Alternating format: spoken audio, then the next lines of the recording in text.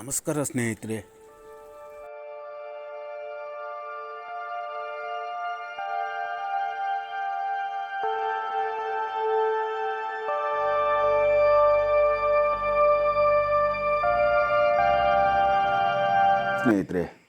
ಕೃಷಿ ಸಂಪದ ಚಾನಲ್ನಿಂದ ಮತ್ತೊಂದು ವಿಡಿಯೋಕ್ಕೆ ನನ್ನ ರೈತ ಬಾಂಧವರಿಗೆ ಮತ್ತೊಮ್ಮೆ ಸ್ವಾಗತ ಹೇಳುತ್ತಾ, ಬನ್ನಿ ಸ್ನೇಹಿತರೆ, ಈ ದಿನದ ವಿಡಿಯೋದ ವಿಶೇಷತೆ ಏನೆಂಬುದನ್ನು ನೋಡ್ಕೊಂಬರೋಣ. ವಿಶೇಷವಾಗಿ ನಮ್ಮ ಶುಂಠಿ ಬೆಳೆಗಾರರಲ್ಲಿ ಯಾವ ರೀತಿಯ ಆತಂಕ ಮೂಡಿದೆ ಅನ್ನೋದನ್ನು ನನ್ನ ರೈತ ಬಾಂಧವರು ಕಾಮೆಂಟ್ ಮುಖಾಂತರ ತಿಳಿಸಿದರು. ವಿಶೇಷವಾಗಿ ಹಾಸನ ಮತ್ತು ಬೇಲೂರು ಜಿಲ್ಲೆಯ ಮಾರುಕಟ್ಟೆಗಳಲ್ಲಿ ಬ್ರೋಕರ್ಗಳು 2600ರಿಂದ ಹೊಸ ಶುಂಠಿ ಬೆಳೆಗಳನ್ನ ಖರೀದಿ ಮಾಡ್ತಾ ಇಲ್ಲ. ಯಾಕೆ? ಇದೊಂದು ಪ್ರಶ್ನೆಯಾಗಿದೆ ನಮ್ಮ ರೈತ ಬಾಂಧವರಿಗೆ. ಮತ್ತೊಂದು, ಬ್ರೋಕರ್ಗಳು ಯಾವ ರೀತಿ ಹೊಸ ಶುಂಠಿ ಆಗಲಿ ಹಳೆ ಶುಂಠಿ ಆಗಲಿ ಶುಂಠಿ ಬೆಳೆಗಳ ದರಗಳನ್ನ ಯಾವ ರೀತಿ ಇಳಿಕೆ ಮಾಡ್ತಾ ಇದ್ದಾರೆ ಅನ್ನೋದನ್ನು ಈ ವಿಡಿಯೋ ಮುಖಾಂತರ ತಿಳಿಸುವಂಥ ಒಂದು ಸಣ್ಣ ಪ್ರಯತ್ನ ಮಾಡ್ತಾಯಿದ್ದೀನಿ. ವಿಶೇಷವಾಗಿ ನಮ್ಮ ರೈತರಲ್ಲಿ ಆತಂಕ ಮನೆ ಮಾಡಿದೆ ಅಂತ ಅನ್ಬೋದು. ಯಾಕಪ್ಪ ಅನ್ನೋದಾದರೆ, ಬ್ರೋಕರ್ಗಳು ಯಾಕೆ ಶುಂಠಿ ದರಗಳನ್ನ ಯಾವ ರೀತಿ ಇಳಿಕೆ ಮಾಡೋದ್ರಿಂದ ರೈತರಿಗೆ ಯಾವ ರೀತಿ ನಷ್ಟ ಉಂಟಾಗ್ತೈತಿ ಎಂಬುದರ ಬಗ್ಗೆ ವಾಸ್ತವ ಸಂಗತಿಗಳನ್ನ ಈ ವಿಡಿಯೋ ಮುಖಾಂತರ ನಮ್ಮ ರೈತ ಬಾಂಧವರಿಗೆ ತಿಳಿಸುವಂಥ ಒಂದು ಸಣ್ಣ ಪ್ರಯತ್ನ ಮಾಡ್ತಾ ಇದ್ದೀನಿ.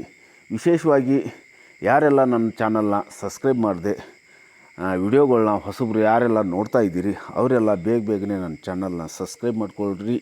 ಹಾಗೆ ವಿಡಿಯೋ ಇಷ್ಟ ಆದರೆ ಲೈಕ್ ಮಾಡೋದನ್ನು ಮರಿಬೇಡಿ. ಹಾಗೆ ಯಾರೆಲ್ಲ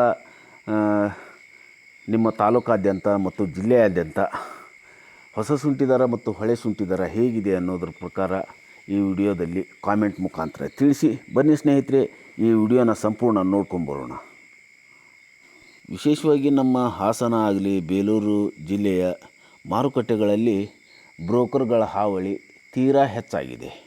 ಯಾಕಪ್ಪ ಅನ್ನೋದಾದರೆ, ಅಲ್ಲಿಯ ರೈತರನ್ನ ಧೈರ್ಯಗೆಡಿಸುವಂಥ ಕೆಲಸ ಮಾಡ್ತಾಯಿದ್ದಾರೆ ಬ್ರೋಕರ್ಗಳು. ಈಗ ನಿನ್ನೆ ನನ್ನ ಒಬ್ಬ ರೈತ ಬಾಂಧವರು ಮತ್ತು ಬೇಲೂರಾಗಲಿ ಹಾಸನ ಮಾರುಕಟ್ಟೆಯ ರೈತರು ನನಗೊಂದು ಕಾಮೆಂಟ್ ಮಾಡಿದರು. ಏನಂತ ಮಾಡಿದರು ಅನ್ನೋದಾದರೆ, ನೀವು 2800 ಹೊಸ ಶುಂಠಿ ಬೆಲೆ ಇದೆ, 3000 ತನೂ ಇದೆ ಅಂತ ನೀವು ವರದಿ ಹಾಕ್ತೀರಿ ವಿಡಿಯೋದಲ್ಲಿ. ಆದರೆ ನಮ್ಮ ಹಾಸನ ಮತ್ತು ಬೇಲೂರು ಜಿಲ್ಲೆಯ ಬ್ರೋಕರ್ಗಳು 2600ಕ್ಕಿಂತ ಹೆಚ್ಚಿನ ದರ ಇಲ್ಲಿ ಮಾರಾಟಕ್ಕೆ ತಗೊಳ್ತಾ ಇಲ್ಲ ಅಂತ ನೀವು ನನಗೆ ಕಾಮೆಂಟ್ ಮಾಡಿ ಹೇಳಿದ್ರಿ. ಇಂಥ ಬ್ರೋಕರ್ಗಳಿಗೆ ನಾವು ಬುದ್ಧಿ ಕಲಿಸುವಂಥ ಒಂದು ಪ್ರಯತ್ನ ಮಾಡಬೇಕು. ಯಾವ ರೀತಿಪ್ಪ ಅನ್ನೋದಾದರೆ, ಈ ರೀತಿ ಮಾಡುವಂಥ ಈ ಬ್ರೋಕರ್ಗಳಿಗೆ ನಾವು ಶುಂಠಿ ಬೆಳೆಗಳನ್ನ ಮಾರಾಟ ಮಾಡಬಾರ್ದು. ಈಗ ಟ್ರೆಂಡ್ ನೋಡೋದಾದರೆ, ಹೆಚ್ಚಿನ ಪ್ರಮಾಣದಲ್ಲಿ ಎಲ್ಲ ಮಾರುಕಟ್ಟೆಗಳಲ್ಲಿ ಶುಂಠಿ ಬೆಳೆಗಳನ್ನ ಸ್ಟಾಕ್ ಮಾಡಿ ಈ ವರ್ತಕರು ಬ್ರೋಕರ್ಗಳು ಸ್ಟಾಕ್ ಮಾಡಿ ಇಟ್ಕೊಂಡಾರ. ಈಗ ಸ್ಟಾಕ್ ಮಾಡಿದ್ದನ್ನು ಅವರು ಮುಂದಿನ ದಿನ ಸ್ಟೋರೇಜ್ ಮಾಡಿ ಹೆಚ್ಚಿನ ಬೆಂಬಲ ಬೆಲೆಗೆ ಮಾರಾಟ ಮಾಡುವ ಎಲ್ಲ ಸಾಧ್ಯತೆಗಳಿರುತ್ತೆ. ಹೀಗಾಗಿ ನಮ್ಮ ರೈತರಿಗೆ ಎದೆಗುಂದಿಸುವಂಥ ಕೆಲಸ ಮಾಡ್ತಾರೆ. ಕಳೆದ 2 ವರ್ಷಗಳ ಹಿಂದೆ ನಮ್ಮ ರೈತರಿಗೆ ಎಲ್ಲ ಕಣ್ಮುಂದೆ ಇದೆ ಯಾವ ರೀತಿ ದರ ಇತ್ತು ಅನ್ನೋದಾದರೆ. ಕಳೆದ ವರ್ಷ ಅಷ್ಟೇ ನಮ್ಮ ಶುಂಠಿ ಬೆಳೆಗಾರರಿಗೆ ಹೆಚ್ಚಿನ ದರ ಸಿಕ್ಕಿಲ್ಲ. ಆದರೆ ಹೋದ ವರ್ಷ ಹೆಚ್ಚಿನ ಪ್ರಮಾಣದಲ್ಲಿ ಶುಂಠಿ ದರದಲ್ಲಿ ಏರಿಕೆ ಮತ್ತು ಇಳಿಕೆಯಿಂದಾಗಿ ನಮ್ಮ ರೈತರು ಹಾನಿಗೊಳಗಾಗಿದ್ದರು. ಕಳೆದ 2 ವರ್ಷಗಳ ಹಿಂದೆ ನಾವು ನೋಡೋದಾದರೆ, ಪ್ರತಿ 60 kg ಬ್ಯಾಗಿ 8000ರಿಂದ ಹಿಡಿದು 10,000ವರೆಗೂ ದರ ಸಿಕ್ಕಿತ್ತು. ಆವಾಗ ಏನಾಗಿತ್ತಪ್ಪ ಅನ್ನೋದಾದರೆ, ಹೊರ ರಾಷ್ಟ್ರಗಳಿಗೆ ನಮ್ಮ ಶುಂಠಿ ಬೆಳೆ ರಫ್ತು ಆಗ್ತಾಯಿತ್ತು. ನಮ್ಮ ರೈತರಿಗೆ ಹೆಚ್ಚಿನ ಬೆಂಬಲ ಬೆಲೆ ಸಿಗ್ತಾಯಿತ್ತು. ಈ ವರ್ಷ ಅದೇ ರೀತಿ ನಮ್ಮ ರೈತರಿಗೆ ಬೆಲೆ ಸಿಗುವ ಎಲ್ಲ ಸಾಧ್ಯತೆಗಳಿದೆ.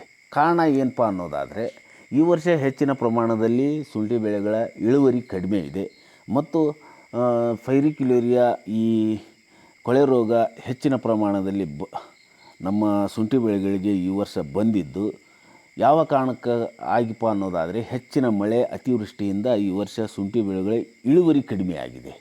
ಹೀಗಾಗಿ ಮತ್ತು ಈ ಬರುವ ದಿನಗಳಲ್ಲಿ ಹೆಚ್ಚಿನ ಪ್ರಮಾಣದಲ್ಲಿ ಹೊರ ರಾಷ್ಟ್ರಗಳಿಗೆ ನಮ್ಮ ಶುಂಠಿ ಬೆಳೆಗಳು ರಫ್ತು ಆಗುವುದರಿಂದ ಮತ್ತು ಈ ವರ್ಷ ನಮ್ಮ ಕರ್ನಾಟಕದ ಆಗಲಿ ನಮ್ಮ ದೇಶದ ಶುಂಠಿ ಬೆಳೆಗಳು ಇಳುವರಿ ಕಡಿಮೆ ಆಗಿದ್ದರಿಂದ ಈಗ ಹೆಚ್ಚಿನ ದರ ಸಿಗುವ ಎಲ್ಲ ಸಾಧ್ಯತೆ ಇದ್ದು, ಹೀಗಾಗಿ ನಮ್ಮ ರೈತರು ಬೇಗನೆ ಅರ್ಜೆಂಟ್ ಮಾಡದೆ ಸ್ವಲ್ಪ ತಾಳ್ಮೆಯಿಂದ ಈ ಬರುವ ಡಿಸೆಂಬರ್ ಆಗಲಿ ಈ ಜನವರಿ ಕೊನೆಯ ವಾರ ಮೊದಲನೇ ವಾರದಲ್ಲಿ ನಾವು ಸೂಕ್ತ ಪ್ರಮಾಣದಲ್ಲಿ ಮಾರಾಟ ಮಾಡಿದರೆ ಈ ವರ್ಷ 8ರಿಂದ 10,000ವರೆಗೆ ಹಳೆ ಶುಂಠಿ ಆಗಲಿ ಹೊಸ ಶುಂಠಿ ದರಗಳಿಗೆ ಹೊಸ ಶುಂಠಿ ಬೆಳೆಗಳಿಗೆ ದರ ಸಿಗುವ ಎಲ್ಲ ಸಾಧ್ಯತೆ ಇದ್ದು ಸ್ನೇಹಿತರೆ, ಇಂಥ ಬ್ರೋಕರ್ಗಳ ಹಾವಳಿಯನ್ನು ನೀವು ತಪ್ಪಿಸಬೇಕಾದ್ರೆ ಆಯಾ ಮಾರುಕಟ್ಟೆಯ ಆಯಾ ತಾಲೂಕಿನ ಕೃಷಿ ಮಾರುಕಟ್ಟೆಯ ತಜ್ಞರನ್ನು ಭೇಟಿಯಾಗಬೇಕು. ಇಲ್ಲ ಆಫೀಸರ್ಸನ್ನು ಭೇಟಿಯಾಗಿ ನೀವು ಕಂಪ್ಲೇಂಟ್ ಮಾಡಿದರೆ ಇಂಥ ಬ್ರೋಕರ್ಗಳ ಹಾವಳಿಗಳನ್ನು ನಾವು ತಪ್ಪಿಸ್ಬೋದು. ವಿಶೇಷವಾಗಿ ನಮ್ಮ ಕರ್ನಾಟಕದ ಈ ಹೊಸ ಶುಂಠಿ ಬೆಳೆ ಆಗಲಿ ಹಳೆ ಶುಂಠಿ ಬೆಳೆಗಳಿಗಾಗಲಿ ಕೇಂದ್ರ ಸರ್ಕಾರ ರಾಜ್ಯ ಸರ್ಕಾರಗಳು ಬೆಂಬಲ ಬೆಲೆ ಇನ್ನೂ ನಿಗದಿಯಾಗಿಲ್ಲ. ಹೀಗಾಗಿ ಬ್ರೋಕರ್ಗಳ ಹಾವಳಿ ಹೆಚ್ಚಿನ ಪ್ರಮಾಣದಲ್ಲಿ ಆಗಿದೆ. ಎಲ್ಲ ತಾಲೂಕಿನಲ್ಲಿ ಹಾಸನ ಬೇಲೂರು ಜಿಲ್ಲೆಯಾದ್ಯಂತ ಅಲ್ಲ, ಎಲ್ಲ ತಾಲೂಕು ಎಲ್ಲ ಜಿಲ್ಲಾ ಕೇಂದ್ರಗಳಲ್ಲಿ ಈ ಬ್ರೋಕರ್ಗಳ ಹಾವಳಿ ಹೆಚ್ಚಿನ ಪ್ರಮಾಣದಲ್ಲಿ ಆಗಿದೆ. ಯಾಕಂದರೆ ಸರ್ಕಾರಗಳು ಒಂದು ಬೆಲೆಯನ್ನು ನಿಗದಿ ಮಾಡಿದರೆ ರೈತರು ಅವರಿಗೆ ಬ್ರೋಕರ್ಗಳನ್ನ ಕೇಳುವಂಥ ಒಂದು ಹಕ್ಕಿರುತ್ತೆ. ಹೀಗಾಗಿ ನಮ್ಮ ಬ್ರೋಕರ್ಗಳಿಗೆ ಹೆಚ್ಚಿನ ಪ್ರಮಾಣದಲ್ಲಿ ಸ್ಟೋರೇಜ್ ಮಾಡುವಂಥ ಈ ವರ್ಷ ಅವರಿಗೆ ಒಂದು ಅವಕಾಶ ಸಿಕ್ಕಂತಾಗಿದೆ. ಇಂಥ ಅವಕಾಶಗಳನ್ನ ನಾವು ಹಾಳು ಮಾಡಬೇಕಾದ್ರೆ ಬ್ರೋಕರ್ಗಳನ್ನ ಈ ಈ ಮಾರುಕಟ್ಟೆ ಕೇಂದ್ರಗಳಿಂದ ಹೊರ ದೂಡಬೇಕಾದ್ರೆ ನಾವು ಬೇಗನೆ ಶುಂಠಿ ಬೆಳೆಗಳನ್ನ ಮಾರಾಟ ಮಾಡಬಾರ್ದು. ಯಾಕಂದರೆ ಈ ವರ್ಷ ನಾನು ಮೊದಲೇ ಹೇಳಿದಾಗೆ ಹೆಚ್ಚಿನ ಬೆಲೆ ಸಿಗುವ ಎಲ್ಲ ಸಾಧ್ಯತೆ ಇದೆ. ಈಗಾಗಲೇ ಹೊಸ ಶುಂಠಿ ಬೆಳೆಯ ದರಗಳು ಹೆಚ್ಚಿನ ಪ್ರಮಾಣದಲ್ಲಿ ಮುಗಿಲು ಮುಟ್ಟುತ್ತಾ ಇದೆ. ಯಾಕಂದರೆ ಕಳೆದ ವಾರ 2,700 ಇದ್ದಿದ್ದು ಕನಿಷ್ಠ ರೇಟ್ 2,700 ಇದ್ದಿದ್ದು ಈಗ 2-3 ದಿನಗಳಿಂದ ಈಚೆ 2,800, 3,100, 3,200 ತನಕನೂ ರೇಟ್ ಆಗ್ತಾಯಿದೆ.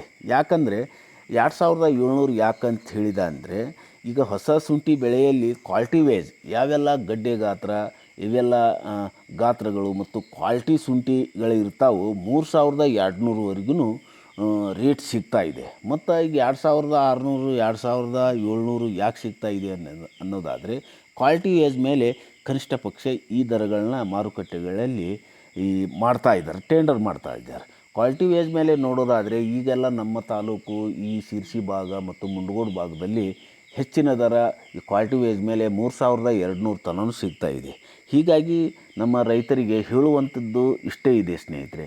ಯಾಕಂದರೆ ಈ ಟೈಮ್ನಲ್ಲಿ ನಾವು ಶುಂಠಿ ಬೆಳೆಗಳನ್ನ ಮಾರಾಟ ಮಾಡಿದರೆ ಹೆಚ್ಚಿನ ಸಂಕಷ್ಟಕ್ಕೆ ನಾವು ಸಿಲುಕೋಬೋದು. ಯಾಕಂದರೆ ಬ್ರೋಕರ್ಗಳು ಹೆಚ್ಚಿನ ಪ್ರಮಾಣದಲ್ಲಿ ಮಾರುಕಟ್ಟೆಗಳಲ್ಲಿ ಮೊದಲೇ ಹೇಳಿದಾಗೆ ಸ್ಟೋರೇಜ್ ಮಾಡಿ ಇಟ್ಕೊಳ್ತಾ ಇದ್ದಾರೆ. ಹೀಗಾಗಿ ಈ ಟೈಮ್ನಲ್ಲಿ ನಾವು ಮಾರಾಟ ಮಾಡಿದರೆ ರೇಟ್ನಲ್ಲಿ ಸ್ವಲ್ಪ ಹಾನಿಗೊಳಗಾಗ್ಬೋದು. ಹಾಗಾದರೆ ನಾವು ಏನು ಮಾಡಬೇಕು ಅನ್ನೋದಾದರೆ ಸ್ವಲ್ಪ ದಿನ ಕಾಯ್ದು ನೋಡಿ.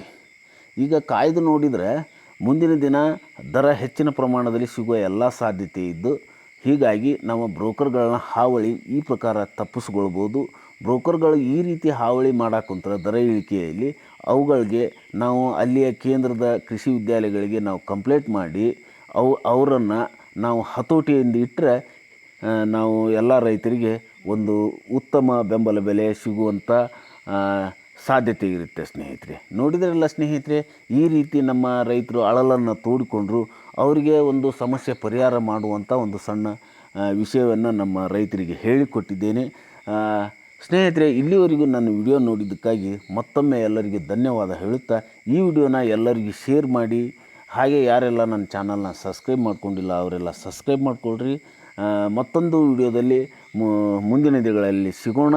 ಅಲ್ಲಿವರೆಗೂ ಎಲ್ಲರಿಗೂ ನಮಸ್ಕಾರ ಹೇಳುತ್ತಾ ಮುಂದಿನ ವಿಡಿಯೋದಲ್ಲಿ ಮತ್ತೊಮ್ಮೆ ಸಿಗೋಣ ಸ್ನೇಹಿತರೆ.